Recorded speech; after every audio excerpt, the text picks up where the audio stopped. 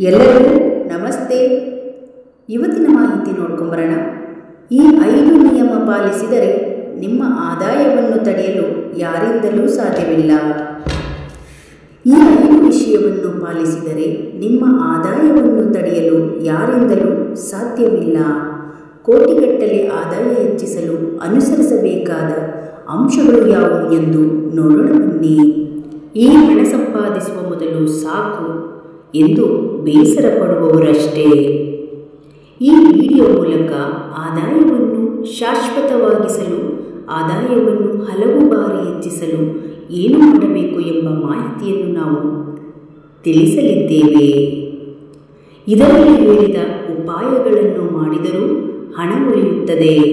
ಪರಿಹಾರವನ್ನು ಹೊರತುಪಡಿಸಿ ಅನುಸರಿಸಬೇಕಾದ ಕೆಲವು ವಿಷಯಗಳನ್ನು ಸಹ ಉಲ್ಲೇಖಿಸಲಾಗಿದೆ. ಬೇಕಾದವರು ಓದಿ ಪ್ರಯೋಜನ ಪಡೆಯಬಹುದು. ಹಣವನ್ನು ಸಂಗ್ರಹಿಸಲು ಅನುಸರಿಸಬೇಕಾದ ವಿಷಯಗಳು. ಈ ತಿಂಗಳ ನಿಮ್ಮ ಸಂಬಳವನ್ನು ನೀವು ಸ್ವೀಕರಿಸಿದ್ದೀರಾ. ಸಂಬಳ ಕಡಿಮೆ, ಇದರಲ್ಲಿ ಕುಟುಂಬವನ್ನು ಹೇಗೆ ನಡೆಸುವುದು? ಇದೆಲ್ಲ ಹಣವೇ. ನೀವು ಈ ಬಗ್ಗೆ ಮಾತನಾಡಲು ಸಾಧ್ಯವಿಲ್ಲ. ನೀವು ಎಲ್ಲ ಹಣವನ್ನು ನಿಂದಿಸಬಾರದು, ಅಂದರೆ ಖರ್ಚು ಮಾಡಬಾರದು. ನಿಮ್ಮ ಆದಾಯವನ್ನು ಸಂತೋಷದಿಂದ ಕಳೆಯಲು ಅಭ್ಯಾಸ ಮಾಡಿಕೊಳ್ಳಿ. ಇಂದಿನ ಖರ್ಚು ನಾಳಿನ ಆದಾಯ. ಆ ಖರ್ಚನ್ನು ಸಂತೋಷಪಡಿಸಿಕೊಳ್ಳಿ. ಅದಕ್ಕಾಗಿ ದುಂದು ವೆಚ್ಚ ಮಾಡಬೇಕೆಂದು ನಾವು ಹೇಳುತ್ತಿಲ್ಲ. ಇವೆರಡರ ನಡುವೆ ವ್ಯತ್ಯಾಸವಿದೆ.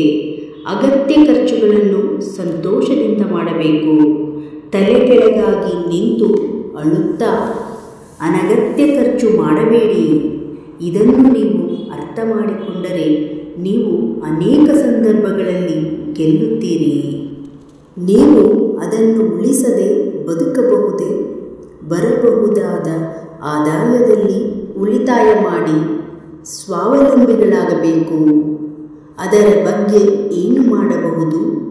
ನಿಮ್ಮ ಹಣವನ್ನು ಸುರಕ್ಷಿತವಾಗಿರಿಸುವುದು ಮೊದಲ ಹಂತವಾಗಿದೆ. ಯಾವುದೇ ಕಾರಣಕ್ಕೂ ಹಣವನ್ನು ಇಡುವ ಸ್ಥಳವು ವಾಸನೆ ಇಲ್ಲದೆ ಇರಬಾರದು. ಹಸಿರು ಕರ್ಪೂರ ಅಂದರೆ ಪಚ್ಚ ಕರ್ಪೂರ, ತುಳಸಿ, ಲವಂಗದ ತೊಗಟೆ ಅಥವಾ ಲವಂಗ, ಏಲಕ್ಕಿ ಇವುಗಳಲ್ಲಿ ಒಂದನ್ನು ಯಾವಾಗಲೂ ಹಣದ ಪೆಟ್ಟಿಗೆಯಲ್ಲಿ ಪರ್ಸ್ನಲ್ಲಿ ಇಡಬೇಕು. ವಾಸನೆ ಹೋದ ನಂತರ ಹಳೆಯದನ್ನು ತೆಗೆದುಹಾಕಿ ಮತ್ತು ಅದನ್ನು ಹೊಸದರೊಂದಿಗೆ ಬದಲಾಯಿಸಿ. ಎರಡನೇ, ಸಾಲ ಕೊಡುವುದಾಗಲಿ ಹಣದಿಂದ ಏನನ್ನಾದರೂ ಕೊಳ್ಳುವುದಾಗಲಿ ಈ ಹಣ ನನ್ನನ್ನು ಬಿಟ್ಟು ಹೋಗುವ ಚಿಂತೆಯಿಲ್ಲ. ಕಳೆದುಕೊಂಡ ಹಣವನ್ನು ಮರಳಿಗಳಿಸುವ ಚಿಂತನೆ ಬರಬೇಕು. ಅದಕ್ಕಾಗಿ ಕೆಲಸ ಮಾಡಿ. ಮೂರನೆಯದಾಗಿ, ಬೇರೆಯವರಿಗೆ ಹಣ ಕೊಡುವಾಗ ಹೋಗಿ ಬಾ ಎಂಬ ಮಾತನ್ನು ಮನದಾಳದಲ್ಲಿ ವಿಶ್ವಾಸದಿಂದ ಹೇಳಬೇಕು. ನಿಮ್ಮ ಉಪಪ್ರಜ್ಞೆಗೆ ಹೋಗಿ ಮತ್ತು ಬನ್ನಿ ಎಂದು ಪದೇ ಪದೇ ಹೇಳುವ ಮೂಲಕ ಹಣವನ್ನು ಇತರ ಜನರಿಗೆ ನೀಡಿ. ಕಳೆದು ಹೋದ ಹಣವು ಕೆಲವೇ ದಿನಗಳಲ್ಲಿ ನಿಮಗೆ ಆದಾಯವಾಗಿ ಮರಳುತ್ತದೆ. ಇದು 4ನೇ ವಿಷಯ.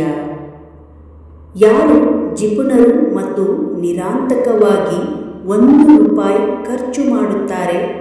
ಸುಮ್ಮನೆ ಮಾಡಬೇಡಿ. ಹಾಗೆ ಮಾಡಿದರೆ ಹಣ ಕೂಡಿಟ್ಟಂತೆ ಆಗುತ್ತದೆ ಹೊರತು ಆ ಹಣವೆಲ್ಲ ಕೊನೆಗೆ ವ್ಯರ್ಥವಾಗುತ್ತದೆ.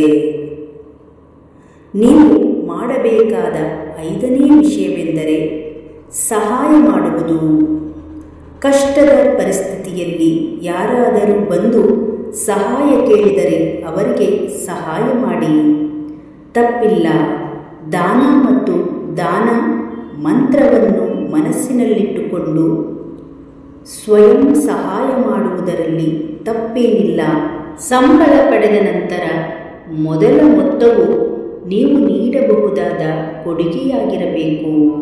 ನಮ್ಮ ಪೂರ್ವಜರು ಪಾತ್ರ ತಿಳಿದು ಭಿಕ್ಷೆ ಬೇಡಲು ಹೇಳಿದ್ದಾರೆ.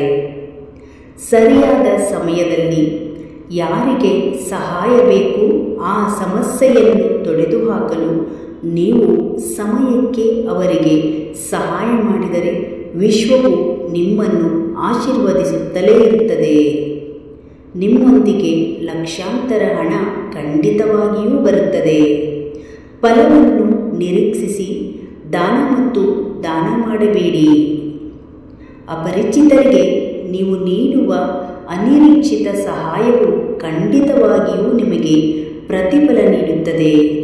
ಇದರಲ್ಲಿ ಯಾವುದೇ ಸಂದೇಹವಿಲ್ಲ ಎಂದು ಈ ಮಾಹಿತಿಯೊಂದಿಗೆ ಇಂದಿನ ವಿಡಿಯೋವನ್ನು ಮುಕ್ತಾಯಗೊಳಿಸೋಣ. ಇವತ್ತಿನ ಚಿಕ್ಕ ಮಾಹಿತಿ ನಿಮಗೆ ಇಷ್ಟ ಆದರೆ ಒಂದು ಲೈಕ್ ಮಾಡಿ, ಈ ವಿಡಿಯೋವನ್ನು ಶೇರ್ ಮಾಡಿ. ಇನ್ನಷ್ಟು ವಿಡಿಯೋಗಳಿಗಾಗಿ ನಮ್ಮ ಚಾನಲನ್ನು ಸಬ್ಸ್ಕ್ರೈಬ್ ಮಾಡಿಕೊಳ್ಳಿ. ಧನ್ಯವಾದಗಳು.